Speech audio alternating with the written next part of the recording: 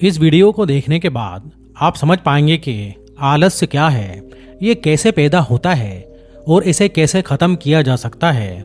एक बार आलस्य से परेशान एक व्यक्ति गौतम बुद्ध के पास आता है और कहता है, बुद्ध, मेरे अंदर बहुत सारा आलस है। मैं इस आलस की वजह से अपने जीवन में वो सब कुछ नहीं कर पा रहा जो मैं करना चाहता हूँ। इस आलस में मुझे बहुत परेशान करके रखा है। इसकी वजह से मैं अपने जीवन में उन्नति नहीं कर पा रहा हूँ। कृपया आप मुझे इस आलस से छुटकारा पाने का कोई भी तरीका बताएं। ये सुन गौतम बुद्ध मुस्कुराते हैं और उस आलसी व्यक्ति से कहते हैं, तुम्हें कैसे पता कि तुम्हारे अंदर आलस्य है? उस आलसी व्यक्ति ने कहा, बुद्ध, केवल मैं ही नहीं बल्कि मेरा पूरा परिवार भी यही कहता है कि मैं एक आलसी व्यक्ति हूँ। बुद्ध ने कहा, क्या तुम मुझे इसका प्रमाण दे सकते हो कि तुम एक आलसी व्यक्ति हो? उस आलसी व्यक्ति ने कहा, जी बुद्ध, मैं दे सकता हूँ। फिर बुद्ध ने कहा, प्रमाण दो। फिर उस आलसी व्यक्ति ने कहा, बुद्ध, मैं ये तो जानता हूँ कि सुबह उठना मेरे स्वास्थ्य और मेरे मन दोनों के लिए ही लाभकारी होता है, लेकिन मेरा आलस्य मुझे सुबह जल्दी उठने ही नहीं देता। बुद्ध ने कहा, अच्छा, परंतु क्या तुम्हें पता है कि आलस्य क्या होता है? उस आलसी व्यक्ति ने कहा, बुद्ध, मुझे ये तो नहीं मालूम कि आलस्य क्या होता है, लेकिन ये जो कुछ भी है बहुत ही बुरा है। बुद्ध ने कहा, आलस्य एक मानसिक अवस्था है, एक भाव है, एक विचार है। इसे जाने अनजाने में हम इंसान खुद ही अपने अंदर पैदा करते हैं। आलसी व्यक्ति ने कहा, परंतु वो कैसे बुद्ध? बुद्ध ने कहा, पहले तो तुम ये समझो कि हमारे भीतर आलस्य दो कारणों से पैदा होता है। पहला कारण है शारीरिक और दूसरा कारण है मानसिक।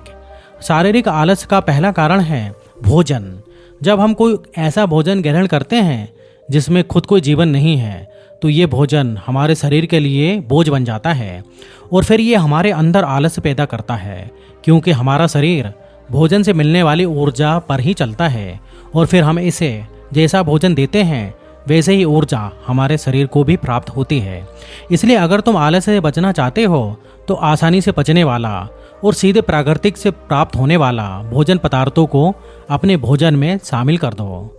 शरीर के स्तर पर आलस्य का दूसरा कारण है गलत तरीके से चलना, गलत तरीके से बैठना और गलत तरीके से लेटना। गौतम बुद्ध ने आश्रम के भिक्षुओं की तरफ इशारा करते हुए उस आलसी व्यक्ति से कहा, अगर तुम ध्यान से देखो तो तुम्हें आश्रम के इन भिक्षुओं के चलने, बैठने और लेटने की अवस्थाओं में एक विशेष प्रकार का जो है संतोष नजर आएगा। जब ये चलते हैं तो इनके पैरों के बीच एक तालमेल होता है। जब ये बैठते हैं तो इनकी रीढ़ की हड्डी एकदम सीधी होती है और गर्दन थोड़ी सी ऊपर होती है, और जब ये लेटते हैं तो इनका शरीर एकदम से स्थिर रहता है। इनके शरीर पर किसी भी अंग पर कोई भी तनाव नहीं होता, जिसके कारण ये एक गहरी और आरामदायक नींद ले पाते हैं। उस आलसी व्यक्ति ने पूछा, बुद्ध, क्या पर्याप्त नींद लेना भी उतना ही जरूरी है? बुद्ध ने कहा, न कम न ज्यादा, हमेशा ही पर्याप्त मात्रा में नींद लेना लाभकारी होता है। अगर तुम आज रात पर्याप्त नींद नहीं लेते तो तुम्हारा कल का पूरा दिन थकान और आलस्य से भरा रहेगा। इसलिए पर्याप्त नींद भी उतनी ही जरूरी है। आलसी व्यक्ति ने कहा, हाँ बुद्ध, ये तो मैंने भी महसूस किया है।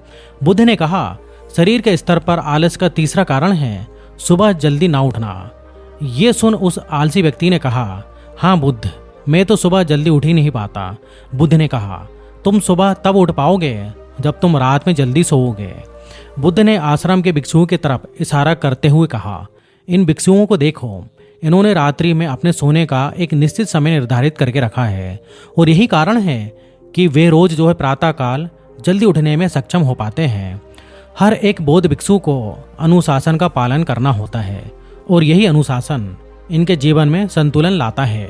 कुछ लोग अनुशासन को एक बंधन समझते हैं। उन्हें लगता है कि अनुशासन उन्हें बांधता है, लेकिन सच्चाई ये है कि अनुशासन हमें बांधता नहीं है बल्कि स्वतंत्र करता है। इसलिए अगर तुम शारीरिक स्तर पर आलस्य से छुटकारा पाना चाहते हो तो खुद को अनुशासन में ढाल लो, एक निश्चित दिनचर्या का पालन करो। उस आलसी व्यक्ति ने कहा, लेकिन बुद्ध, शुरुआत कहाँ से करें? सही तरीके का भोजन करने से, सही तरीके से बैठने, लेटने और चलने से, या फिर सुबह जल्दी उठने से? बुद्ध ने कहा, शुरुआत अभी से करो। जो भी तुम इस समय कर रहे हो उसे पूरे ध्यान से करो।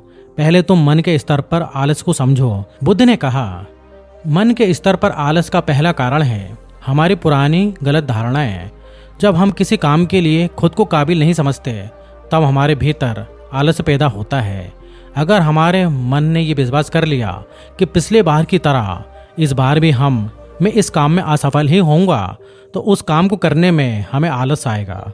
जबकि हम खुद को ये नहीं समझा पाते कि पिछले बार और इस बार में बहुत फर्क है। अब हम मानसिक तौर पर वो नहीं हैं जो पहले थे। हमने पिछली हार से बहुत कुछ सीखा भी है। इसलिए मानसिक आलस से बचने के लिए सबसे पहले खुद पर विश्वास करना सीखो। मानसिक आलस का दूसरा कारण है छोटी सोच वाले और आलसी व्यक्तियों का साथ होना। कई बार ऐसा भी होता है कि हम खुद आलसी नहीं होते, लेकिन कुछ आलसी और कुछ कामचोर लोगों के साथ रहते रहते हम खुद भी आलसी और कामचोर बन जाते हैं। ये सुन उस आलसी व्यक्ति ने कहा, हाँ बुद्ध, ये तो मैंने भी महसूस किया है। बुद्ध ने कहा, तो सबसे पहले आलसी और कामचोर लोगों की संगति में रहना छोड़ दो। बुद्ध ने आगे कहा, मानसिक आलस का तीसरा कारण है काम को टालने की आदत। काम को टालना आलस और मानसिक तनाव को सबसे बड़ा कारण है। शुरुआत में तो हमें पता नहीं चलता, लेकिन धीरे धीरे ये आदत हमारे अंदर घर कर जाती है। और ये एक अकेली आदत ही किसी भी इंसान की ज़िंदगी को बर्बाद करने के लिए काफ़ी है। इसलिए जो काम आज किया जा सकता है उसे कल पर, बिल्कुल भी कल पर ना टालें। बुद्ध ने कहा, मानसिक आलस का चौथा कारण है लक्ष्य का स्पष्ट ना होना। मान लो तुम किसी बड़े से रेगिस्तान में फंस चुके हो और तुम्हें जोरू की प्यास लगी है, तब तुम क्या करोगे? उस आलसी व्यक्ति ने कहा, मैं पानी की तलाश करूंगा। मैं कोशिश करूंगा कि जल्द से जल्द रेगिस्तान के पास वाले गांव में पहुंच जाऊं। बुद्ध ने कहा, लेकिन अगर बहुत कोशिश करने के बाद भी अगर तुम्हें पानी ना मिले तब? उस आलसी व्यक्ति ने कहा, तब भी मैं प्रयास करता रहूंगा, क्योंकि मेरे पास और कोई दूसरा विकल्प ही नहीं है।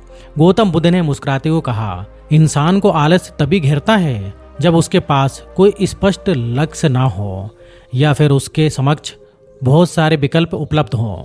इसलिए लक्ष्य का निश्चित होना बहुत ही जरूरी है। अगर तुम सुबह उठकर व्यायाम नहीं कर पा रहे हो तो उसका कारण तुम्हारी नज़र का स्पष्ट ना होना है। अभी तुम भविष्य में होने वाले रोगों और उन रोगों से होने वाली पीड़ा को स्पष्ट रूप से महसूस नहीं कर पा रहे हो। बुद्ध ने आगे कहा, मन के स्तर पर आलस का पांचवा कारण है किसी काम को करने की कोई बड़ी वजह ना होना।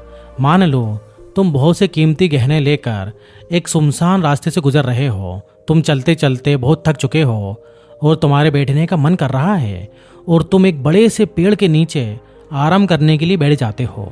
तुम अभी बैठे ही थे कि तुमने देखा कि दूर से कुछ डाकू तुम्हारी तरफ भागे आ रहे हैं। तो क्या ऐसी परिस्थिति में भी तुम्हारा आलस्य जो है तुम्हें भागने से रोक सकता है? नहीं ना। तो तुम एक बात को समझो, तुम्हारा आलस केवल तुम्हें उन्हीं कामों को करने से रोक सकता है जिन्हें करने के तुम्हारे पास कोई बड़ी वजह ना हो। वह आलसी व्यक्ति कहता है, आपका बहुत बहुत धन्यवाद बुद्ध, अब से मुझे आलस का सारा खेल समझ में आ गया। गौतम बुद्ध कहते हैं, मेरी एक बात हमेशा याद रखो, जहाँ स्पष्टता है और काम को करने की कोई बड़ी वजह है वहाँ आलस हो ही नहीं सकता। तो दोस्तों वीडियो इधर ही खत्म होता है। तो वीडियो कैसी लगी कमेंट में जरूर बताइएगा, और वीडियो अच्छी लगे तो लाइक कर दीजिए, और इस टाइप से वीडियो देखना है तो आप हमारे चैनल को सब्सक्राइब भी कर सकते हो। तो फिर मिलेंगे अगले वीडियो में, जब तक के लिए आपका धन्यवाद, अपना ख्याल रखिए।